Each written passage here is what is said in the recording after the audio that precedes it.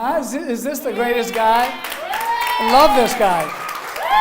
Well, first of all, Dylan, I gotta say, I got a confession to make, and that confession is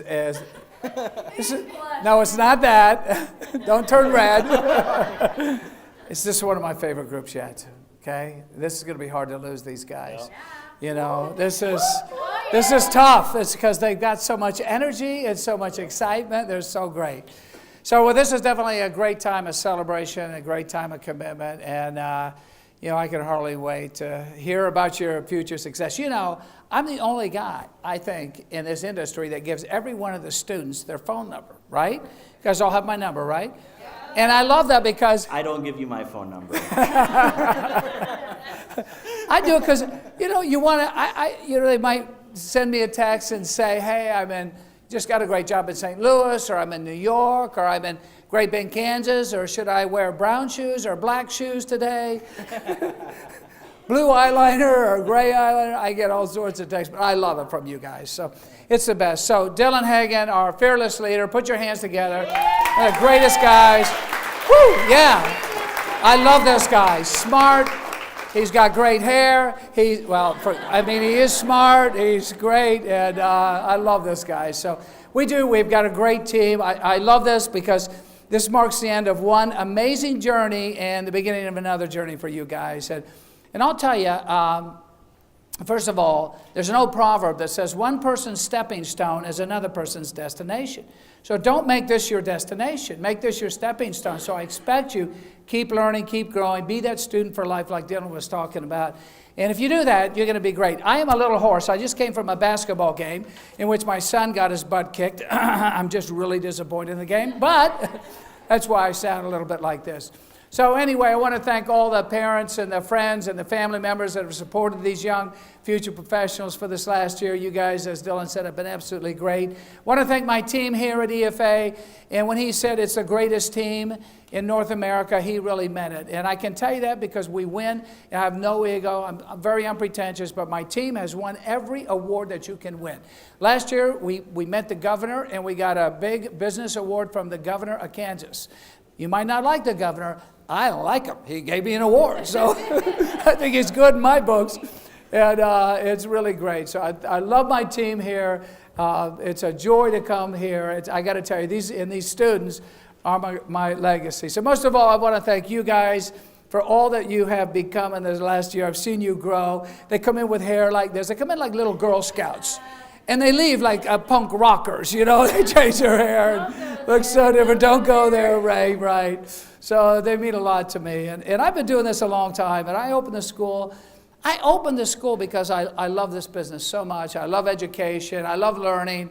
And I've been the most fortunate guy in the world. And going to beauty school was the best business decision I've ever made. And I went to school for a year, dropped out, and then got into hair business. And I don't know if you guys know this, my mom was a hairdresser. Anybody know that? She used to have a little place at Woodlawn and Lincoln, and a little hair salon called Aristocrat Hair for Men and Women. It was next to the Lamplighter Bar. Never put a salon next to a bar. I can tell you it's not a good idea. But I used to go in as a kid and I'd watch my mom work. And she loved what she did. She was absolutely so enthusiastic, and everybody loved her. And she'd do somebody's hair, and they would hug her and kiss her and thank her, and just a heartfelt sense of appreciation for what my mother did for her. And then they'd reach in their pocketbooks and they'd pay her. So as a kid, I thought, this is pretty cool. You get loving, you get gratitude, you get appreciation, and then you get some cold, hard cash for it, right? What could be better than that? Now, my dad, on the other hand, he was a military guy. Quit school when he was 14, fought in 2 wars, big, tough guy, 6'3", 220, lean, mean, fight machine. I always say the only time I saw my dad cry was when I told him I was going to beauty school. It's okay, Dad. It's cool. You're always in a bad mood. Mom's living the dream. Yeah. I have no idea if my mom was good or bad, but I know she used to perm my hair and I look like a dork. So I will never do that again. And she just loved it. She was so enthusiastic. She'd get a new product and she'd go, "Oh my gosh, Eric, I got this new product. It's a pomade from all the way from Paris, France. Do you know where Paris is?" I'm like, "Mom, I'm 7 years old. I don't even know where I am. Please." But what I loved about her was her enthusiasm. And I don't know if she met anybody, but she just loved it so much. And she gave me a lot of really smart things. She was a very wise, sagacious individual. She said, you know, people want to spend time with people that make them feel good about themselves. And that is so true. Dr. Phil didn't say that. My mother said that. I thought, that's really, really good. If you make people feel good and you make them look good, they'll probably come back to you, even if you didn't do like the super best job. If they believe in you and they like you, they'll come back. So she said a lot of great things. She said, you are lucky in life if you love what you do. If you can go to work each and every day because you want to be there, not because you have to be there. And that's the key, you know, having that passion. I always say, you know, when Dylan was talking about the learning abundance that we have here, not just here, but all over. There's YouTube, there's Vimeo, there's, you know, we have class. I did a demo for you yesterday morning with Johnny. Education is right. It's all over the place. There's abundance of it, but there's not abundance of desire to learn. You have to be intrinsically motivated to want to do more, to want more in your lives and be the best that you can be. Because when you're really good at something, and by the way, I still practice. I have big shows I do. My mannequins are in the downstairs, scaring all my kids' friends. And I practice, okay? I work hard to be as good as I can be. And when you're good, life is better. When you get past that tipping point where you're a neophyte, you're stumbling around, you're good, you know what to do, you can self-correct, but you're not quite there yet. All right? That's when it gets really good, is when you keep learning, keep growing, and you feel better about yourself. Life is better. Family life is better. Everything is better. And I always say the first couple years of their career is about learning, not necessarily about earning. All right? So, you know what I tell you? Career first, relationship second, okay? I know that's really hard. I have 3 daughters, okay? So I know it's hard. 2 of them are in the business. Focus in on you. Be a little self-indulgent. Go to every class. Do everything you can possibly. Education is the lifeblood of any business and any organization.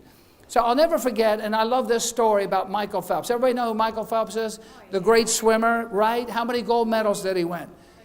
A lot, right. So, you know, the first time he won a gold medal, he was interviewed, and they said, Michael, you won a gold medal. Hey, that's really fantastic. How'd you feel about that? He said, I felt good. Good? You just won a gold medal. Why do you just feel good? He said, you know, I've already won that gold medal 1,000 times before. They said, well, what do you mean you've won it 1,000 times before? He says, my coach told me before I get out of bed every morning to think about the person I want to be. Think about the kind of swimmer that's possible for me. Think about winning that gold medal. Think about the tips of your fingers touching the end of the pool and the crowd cheering for you and water rushing off your head, because you can do it. You can do that. You can be that person. And he did it. And a lot of it was because he knew he could. He visualized. He didn't give up. He didn't let the past ever influence the future. He focused in every day before he got out of bed on who he wanted to be. And you know what? I've done that since I was 19. And I believe it really helps. I tell my son plays basketball. And he's a big kid. He's 6'5", he's 17, he's fast, plays AAU ball. Just got his butt kicked in a tournament about an hour ago. But other than that, he's really a good player. And he visualizes every day before he gets out of bed. He thinks about the game he's going to have. That's after he thinks about math, English, and social science. Visualization is such a great technique, okay? Secondly, my mother used to say, you're lucky in life if you love who you do it with. So that's the team. Now, you guys are outliers. You're going to go into most salons and spas knowing more than 90% of the people there. You've been trained by the best people here.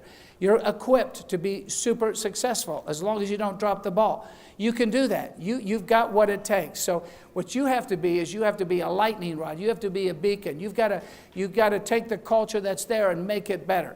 And I'll tell you about my very first job. I had a girlfriend at the time. Her dad taught Dale Carnegie courses. Anybody heard of Dale Carnegie?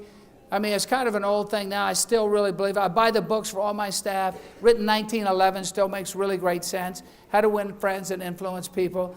And I said to him, and he always made me really nervous. And I was just a kid. I was 19. I said, what should I do? It's my first job. What do you think I should do? He said, well, what are you supposed to do? I said, I shampoo, I customer service, I do blow dries, I clean up the hair. He said, here's what you got to do. What are your hours? I said, 9 to 5. Those days it was 9 to 5. He says, I'll tell you what, you get there at 8:30 and you work till 6, and you don't take a lunch break. You work through lunch. You never complain, never ask for a raise, and you really, really role model the kind of behavior that successful people have. Whatever that means, you do the best you can do. If you're doing a shampoo, don't just do a shampoo. Do the best shampoo that client has ever had. If you're doing a blow dry, don't just do a blow dry. Do the best finish, the best blow dry that client has ever had. You model the kind of behavior that super successful people have. If it's raining, you get an umbrella. You walk them out the door. If it's snowing, you call that little old lady to make sure she made it home okay. You do that, and you will be super successful. And I got to tell you, it worked for me. I worked my tail off, and I never complained. Because people don't want to hear me complain. You know, your clients don't want to hear you complain. They're going to complain to you. You've got to be a good listener. And that's what I did. And within 3 years, I was a general manager of 3 salons, over 100 employees, and I got to tell you, it was great. I went from making very little money to making a lot. We also have a saying here at EFA that you've got to do more than you get paid for before you get paid for more than you do. You got to pay your dues. Very good, Kiki. It's the truth, baby. I love these girls. Now you know why I'm so crazy about you. It's nice to be loved. Now, the third thing my mom would tell me is that, you know, that you're lucky in life if you love who you do it for. And that is, of course, our customers and our clients. And you're going to get some, you know, some weird, different ones once in a while. I love those, by the way. I've got a few that still come to me. And you've got some that'll bring a tear to your heart, and some that you can hardly wait to, you know, run in the back room and tell everybody what you just heard. Don't do that, okay? But they love you and they care about you. And, you know, to serve, as my good friend Father Matt McGinnis says, it's the greatest gift of all. And, you know, this friend of mine, he's a priest at St. Thomas. He's the smartest guy I know. This guy is amazing. I think he had a perfect SAT, ACT score. And I said, and I've known him for 30 years, my son's godfather, my wife went to school with him, they know each other. And I go, Matt, how do you do this? You're such a smart guy. You know, you could have gone to MIT, you could have been a nuclear scientist, a rocket scientist, you could have been a hairdresser. A little bit more there. And he said, you know, Eric, my life is replete with serving. When I help other people reach their goals, when I can listen to them and smile at them and comfort them and make them feel great, he said, to serve is the greatest gift of all. And I'll never forget that. And he said, Eric, and this is years ago, he says, you have the opportunity to touch so many people's lives with what you do. Make people feel good. Now, you're going to make them look good, but make people feel good. This is a relationship-driven business, and to serve is the greatest gift of all. It doesn't matter if they're tall or small or beautiful, not so beautiful, rich, poor. You take care of all of them like they've never been taken care of before. You have to be that servant. And I'll tell you, I'll leave you with 3 things. 1, powerful education, keep learning, be the best that you can be always. Never give up, keep learning, be that student for life. 2 is understand what a great culture is. Culture is like-minded people coming together in an environment where you can thrive as individuals and thrive as a whole. You are going to be a beacon. You are going to be an outlier. You're going to know so much. You're so well trained.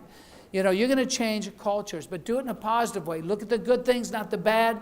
Focus in on what's right, not what's wrong, and be positive, and please never be negative. And you're not. This is such a great group. And the third thing I'll tell you is have humility. Never let your ego get in the way of success, and have a healthy ego, but don't have a big ego, okay? Humility is everything. And when you deal with people, you know, I still go to the hospitals, I still go to weddings, I go to funerals, I put myself out there. My guys do the same thing in the salons. We are always someplace helping somebody out. You know why? Because we care. Or I'm never above that, and never you be above that. If you do that, if you serve people and you're good and you keep coming, we're part of your family, we have more education here, any place in America, and you can drown in the education here. And we're always part of your family, and you're always part of ours. So there's greatness in these guys. I know they're going to go out. They're going to do something really great. They've got my phone number. If they're stumbling, they can call me, or you can call me. God bless each and every one of you. I am so excited about your future, and I just want to thank you. I'm so excited. I'll see you Saturday. Thank you all. Thank you. Thank you.